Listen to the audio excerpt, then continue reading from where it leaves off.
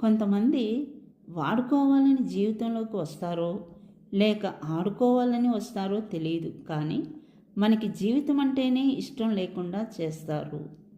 విలువ లేని చోట ప్రేమ ఉండదు, ప్రేమ లేని చోట నమ్మకం ఉండదు. కాబట్టి నమ్మకం లేని చోట మనం లేకపోవడమే మంచిది.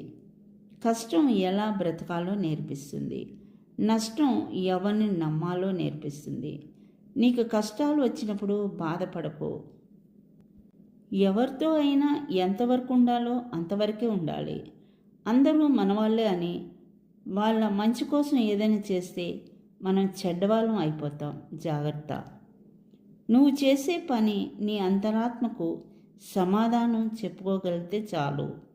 అందరికీ నచ్చేట్టు చేయాలంటే దానికి నీ జీవితం సరిపోదు. మౌనం ఎప్పుడు అర్థం లేనిది కాదు, చేతకాంది అంతకన్నా కాదు. కొన్ని వేల ప్రశ్నలకు సమాధానం, కొన్ని వందల సమస్యలకు పరిష్కారం మౌనంలోనే దాగి ఉంటుంది. ఈ రోజుల్లో కొందరు ఎలా ఉన్నారు అంటే, ముందు నీతులు వల్లిస్తారు, మళ్ళీ ఏమీ తెలియనట్లు వెనక గోతులు తవ్వుతారు. జాగ్రత్త.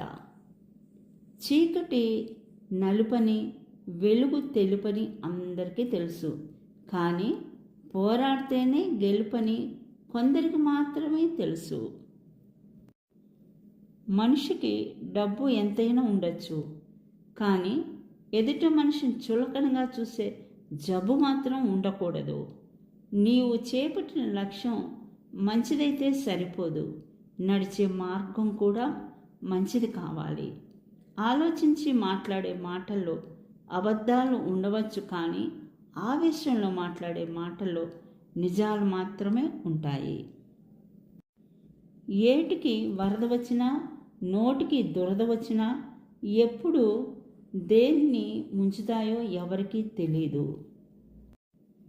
ఆవేశానికి ఆలోచన ఎంత ముఖ్యమో ఆశయానికి అవకాశం కూడా అంతే ముఖ్యం.